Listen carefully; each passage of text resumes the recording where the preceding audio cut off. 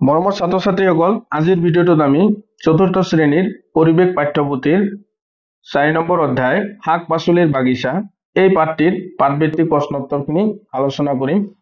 এতিয়া আহা অনুশীলনীত 1 নং প্ৰশ্নত কি কৈছে চমু উত্তৰ দিয়া। কত কৈছে দুবিধ কেঁচাই খোৱা পাচলিৰ নাম লিখা। আমি কেঁচাই খাব পৰা বহুত পাচলি আছে, যেনে গাজৰ, মূলা, তিয়হ, বিট। সো ইয়াৰ উত্তৰ হ'ব যে দুবিধ কেঁচাই খোৱা পাচলিৰ নাম হল গাজৰ আৰু বিলাহী। কচোৱা দুবিধ বাৰিষা কালত খোৱা পাচলিৰ নাম লিখা। ইয়াৰ উত্তৰ হ'ব দুবিধ বাৰিষা কালত খোৱা পাচলিৰ নাম হল পানীলাও আৰু পটল। কচোৱা দুবিধ খৰালি কালত খোৱা পাচলিৰ নাম লিখা। ইয়াৰ উত্তৰ হ'ব দুবিধ খৰালি কালত খোৱা পাচলিৰ নাম হল মূলা আৰু গাজৰ।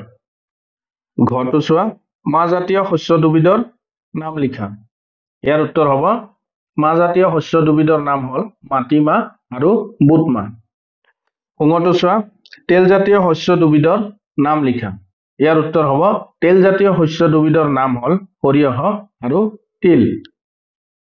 প্ৰথম চোৱা ধানজাতীয় শস্য দুবিধৰ নাম লিখা।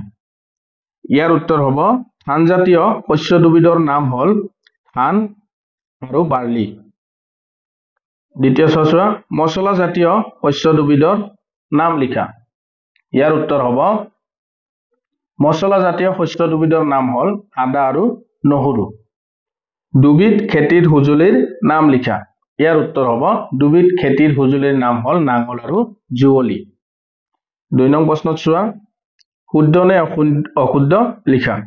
কত কি কৈছে যে খেতি কৰিবলৈ প্ৰথমতে মাটিডৰা ভালকৈ চহাব লাগে। হয়, এইটো শুদ্ধ। খেতি কৰিবলৈ আমাৰ প্ৰথম কামটোৱে হল যে মাটিডৰা ভালদৰে চহাব লাগে। এইটো শুদ্ধ হ'ব।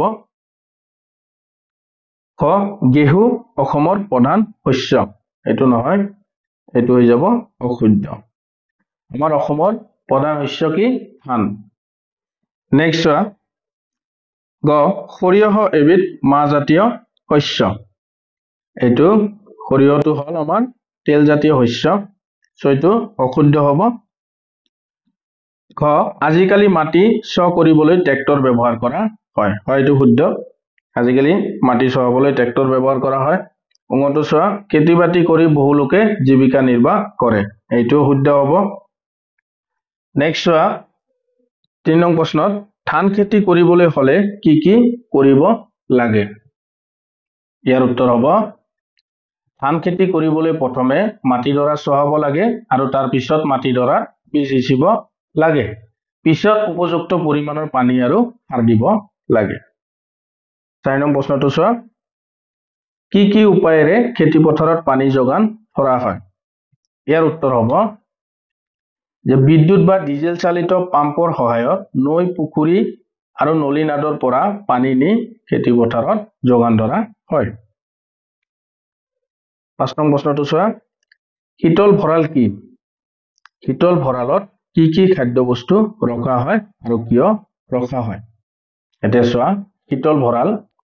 ইয়াৰ উত্তৰ হ'ব সোনকালে নষ্ট হৈ নোযোৱাকৈ শাক-পাচলি, ফল-মূল আদি এক নিৰ্দিষ্ট উষ্ণতাত শীতল কৰি ৰখা হয়। এনেদৰে শীতল কৰি ৰাখিব পৰা ভঁৰালেই হৈছে শীতল ভঁৰাল। শীতল ভঁৰালত ফল-মূল, শাক-পাচলি, মাছ আৰু মাংস, দুগ্ধজাত সামগ্ৰী, কৃষিজাত শস্য আদি ৰখা হয়, যাতে এইবোৰ সোনকালে নষ্ট হৈ নাযায়।